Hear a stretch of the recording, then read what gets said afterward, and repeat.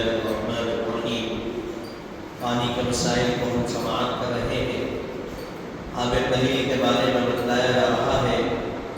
آب قلیل وہ پانی ہے جو کثیر نہ ہو، یعنی بہے درگاہ سے کم ہو۔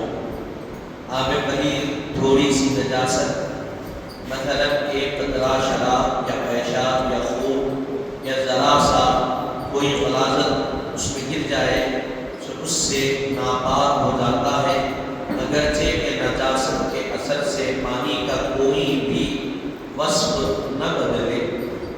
آب خلیل کے بارے میں کیا بتایا گیا؟ آب خلیل دہے دردہ 10/10 کو کہتے ہیں۔ اس میں کوئی نجاست گر گئی تو پانی ناپاک نہیں ہوگا۔ 3 وصف ہے پانی کے: رنگ، بو، مزہ۔ اس میں سے اگر کوئی چیز بدلی تو پانی ناپاک ہوگا۔ اور آب خلیل کے بارے میں بتلایا جا رہا ہے یہ دہے دردہ سے کم ہوتا ہے، اس میں تھوڑا سا کوئی بھی نجاست کا معاملہ گر گیا تو یہ پورا پانی خراب اور ناپاک ہو جائے گا۔ اب اس کے بعد آگے کہہ رہے ہیں آب مقید۔ آب مقید وہ پانی ہے جس کو آپ بول چال میں پانی نہیں کہتے، جیسے گلاب، سرکہ، یہ ان چیزوں کو آب مقید کہتے ہیں۔ پانی کے ساتھ کوئی اور خصوصیت لگاتے ہیں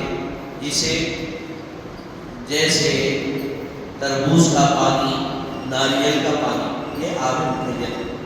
یعنی آب مقید جس کو کہتے ہیں صرف پانی نہیں رہتا، کسی چیز کی اس کے ساتھ خیر لگ جاتی ہے۔ مثلا بتلایا گیا گلاب کا پانی، سرکہ یا تربوز کا پانی یا ناریل کا پانی، اس کو آب مقید کہتے ہیں۔ آب مقید سے وضو اور غسل درست نہیں ہے، البتہ ناپاک چیز اس سے پاک ہو سکتی ہے۔ آب مقید سے کیا ہے؟ وضو بھی نہیں ہوتا، غسل بھی نہیں ہوتا، البتہ کوئی چیز ناپاک ہے اور اس کو پاک کرنے کے لیے آب مقید استعمال کر رہے ہیں تو استعمال کر سکتے ہیں۔ آب مستعمل۔ آب مستعمل وہ پانی ہے جس سے حدث دور کیا جائے یا ثواب حاصل کرنے کے لیے صرف کیا جائے، بشرط ہے کہ وہ پانی جسم سے ٹپک چکا ہو اور جسم پر بظاہری کوئی نجاست نہ ہو، اگرچہ کوئی نجاست نہ ہو، کوئی نجاست نہ، کوئی ناپاکی، بشرط ہے کہ مردار کی ہڈی سے گوشت یا غلاظت نہ ہو۔ یہ آب مستعمل ہے، یعنی وہ پانی جس کو استعمال کیا گیا ہے حدث کو دور کرنے کے لیے، یعنی ناپاکی کو، یا پھر ثواب حاصل کرنے کے لیے استعمال کیا گیا، بشرط ہے کہ وہ پانی کیا ہے؟ جسم سے ٹپک جانا، جسم سے لگ کے نکل جانا، اس کو بولتے ہیں آب مستعمل، مانے مستعمل۔ نمبر 4 بتا رہے ہیں اگر کنویں کے قریب کوئی نالا یا گھڑا ایسا ہو جس میں ناپاک پانی جمع رہتا ہو، لیکن اس کا اثر کنویں کے پانی میں معلوم نہ ہو تو کنواں ناپاک نہ ہوگا۔ کوئی کنویں کے قریب ناپاک چیز ہے، وہ کنویں سے متصل ہے، اس میں ناپاکی ہے، تو بتایا گیا اگر اس ناپاکی کا اثر کنویں میں ظاہر ہو رہا ہے تو وہ ناپاک، اگر اثر ظاہر نہیں ہو رہا ہے تو ناپاک نہیں ہے۔ نمبر 5 آدمی کا گوشت یا کھال ناخن سے کم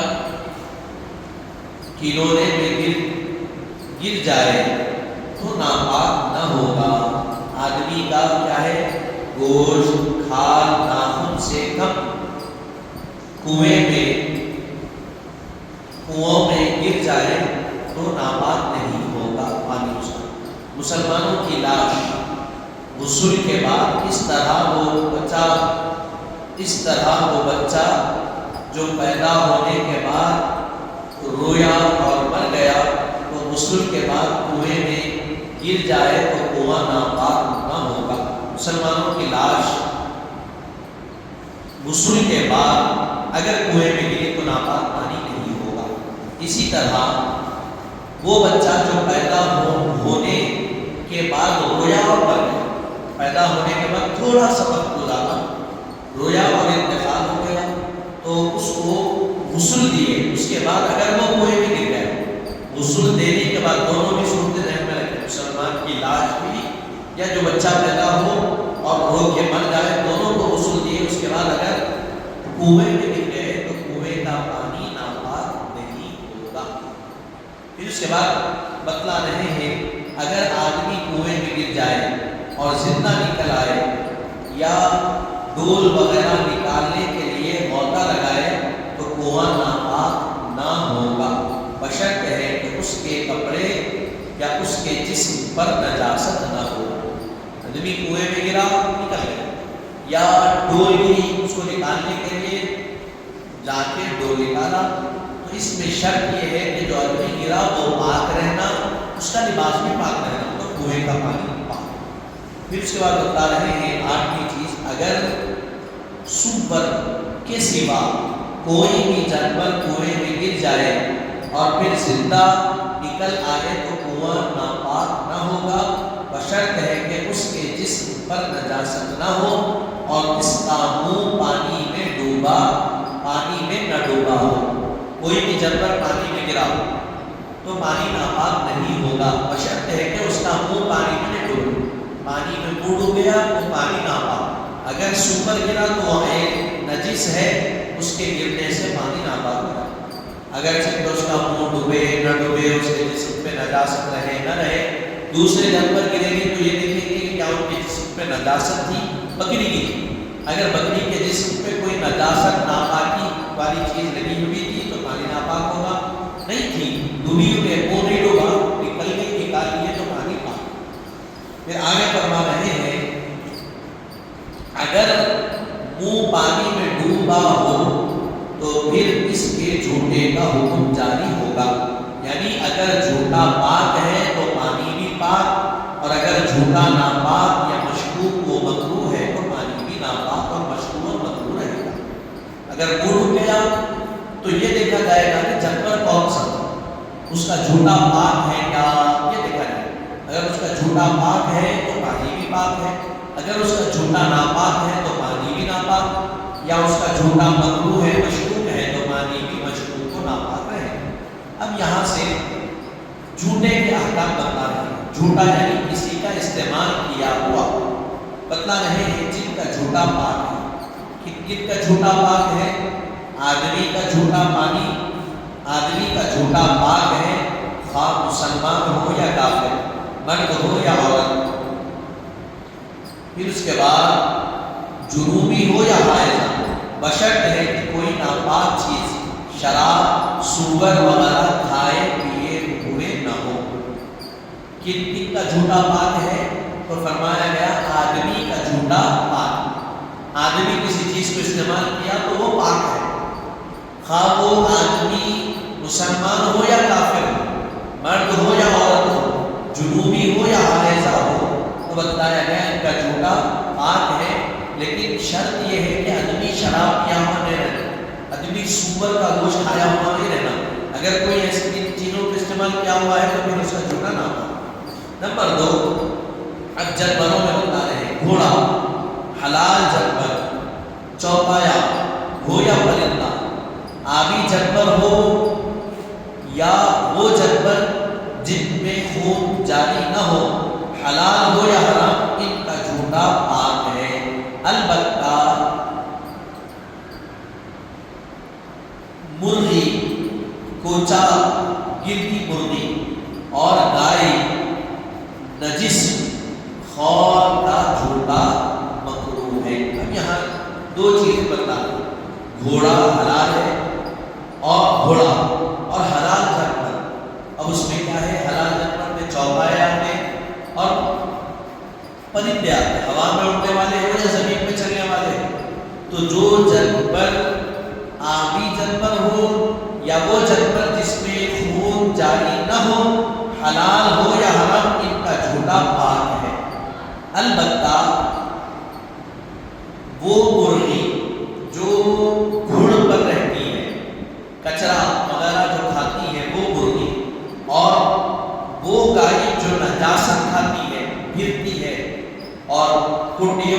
نجاست کھاتی ہے، ان دونوں کا جھوٹا مکروہ ہے، ناپسند ہے اللہ۔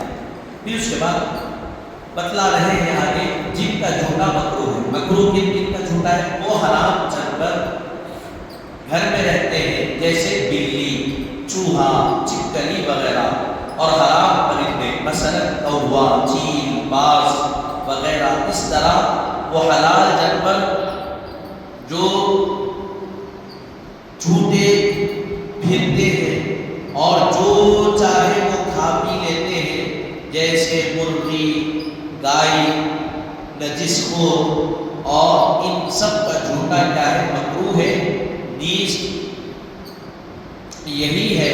ہاں اگر بلی چوہے کو کھا کر فوراً کسی چیز میں منہ ڈالے تو وہ ناپاک۔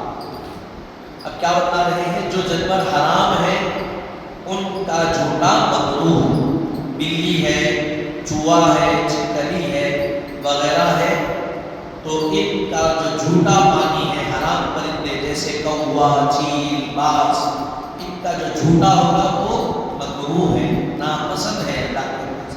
اسی طرح وہ حلال جانور جو آزاد پھرتے ہیں اور جو چاہے وہ کھا لیتے ہیں، مرغی، نجس بیل وغیرہ، ان کا جھوٹا کیا ہے؟ مکروہ ہے، تنزیہی ہے، مکروہ ہے تنزیہی، بشرط ہے کہ اس کے منہ پر نجاست آلودہ نہ ہو، اس کا منہ کیا ہے؟ نجاست آلودہ نہ ہو۔ مکروہ تحریمی ایک ہے، مکروہ تنزیہی۔ مکروہ تحریمی کہتے ہیں حرام کے قریب تر، مکروہ تنزیہی کہتے ہیں حلال کے قریب تر۔ تو یہ ہاں اگر کوئی بلی چوہے کو کھائی اور فوراً پانی میں منہ ڈال دی تو وہ پانی ناپاک ہو گیا، مکروہ نے کہا ناپاک ہو گیا۔ پھر اس کے بعد بتا رہے ہیں جن کا جھوٹا مشکوک ہے، تو بتا رہے ہیں خچر جس کی پیدائشی مادہ خور سے ہے اس کا، اور گدھے کا جھوٹا کیا ہے؟ مشکوک ہے۔ تب بھی جس خچر کی پیدائشی مادہ اسد سے ہوا اس کا جھوٹا مشکوک نہیں۔ مشکوک کس کا پانی ہے؟ تو وہ خچر جس کا مادہ خور سے ہے اور گدھا، ان کا جھوٹا استعمال کیا ہوا پانی مشکوک ہے۔ پھر اس کے بعد آپ بتلا رہے ہیں جن کا جھوٹا ناپاک ہے۔ کن کن جانوروں کا جھوٹا ناپاک ہے؟ تو بتلا رہے ہیں سور، کتا، ہاتھی وغیرہ، کل حرام جو چوپائے اور جانور، ان کا جھوٹا ناپاک ہے۔ پھر دوسری چیز میں بتا رہے ہیں جس جانور کا جھوٹا پاک ہے وہ اگر ناپاک چیز کھا کر کسی چیز میں منہ ڈالے تو وہ چیز ناپاک ہو جائے گی۔ ہاں اگر کچھ دیر کے بعد جس میں وہ ایک دفعہ لعاب نکالنے سے منہ صاف ہو جائے، منہ ڈالے تو ناپاک نہیں ہوگی۔ کوئی حرام جانور، حلال جانور ہے، حرام جانور تو منہ ڈالا پانی ناپاک، لیکن حلال جانور ہے کوئی حرام چیز کھایا تو بتلایا گیا حرام چیز کھا کے فوری پانی میں منہ ڈالا تو پانی ناپاک، لیکن ٹائم لیا، اس کا لعاب نکل گیا پہلی دفعہ تو وہ حرام چیز کا اثر نکل گیا، اس کے بعد پانی ڈالا تو ناپاک نہیں ہوگا۔ آخری چیز بتلا رہے ہیں پسینہ اور لعاب کا حکم۔ آدمی کا پسینہ پاک ہے، آدمی کا جو پسینہ آتا ہے وہ پاک ہے۔ ہر جانور کا پسینہ اور لعاب اس کے جھوٹے کا حکم ہے۔ اگر جھوٹا پاک ہے تو یہ بھی پاک ہے، اگر جھوٹا ناپاک یا مشکوک و مکروہ ہے تو یہ بھی ناپاک یا مشکوک یا مکروہ ہوگا۔ آدمی کا پسینہ تو پاک ہے تو وہ پاک۔ اسی طرح جانور کا پسینہ اور تھوک تو بتلایا گیا نہ جانور، اب یہ دیکھیں گے کہ وہ جانور حلال ہے تو پھر اس کا جھوٹا کیا ہے؟ مشکوک جائز ہے کیا؟ اگر وہ جائز ہے تو پھر اس کا لعاب اور پسینہ بھی جائز ہے، یعنی جھوٹے کے حکم میں آئے گا۔ جھوٹا پاک ہے تو وہ بھی پاک، اگر جھوٹا ناپاک ہے تو پھر وہ جو پانی کو استعمال کیا وہ بھی ناپاک رہے گا یا مشکوک یا مکروہ۔ تیسری اور آخری چیز بتا رہے ہیں ہاتھی کی سونڈ سے جو لعاب گرتا ہے وہ ناپاک ہے۔ ہاتھی کی سونڈ سے جو لعاب نکلتا ہے، تھوک، وہ ناپاک ہے، تو وہ کسی میں اپنی سونڈ ڈال دے تو وہ پانی کیا ہو گیا؟ ناپاک ہو گیا۔ اس کا لعاب اگر گر گیا تب بھی پانی ناپاک ہو گیا۔ بہادری نے محترم یہاں تک پانی کے احکام بتلائے گئے۔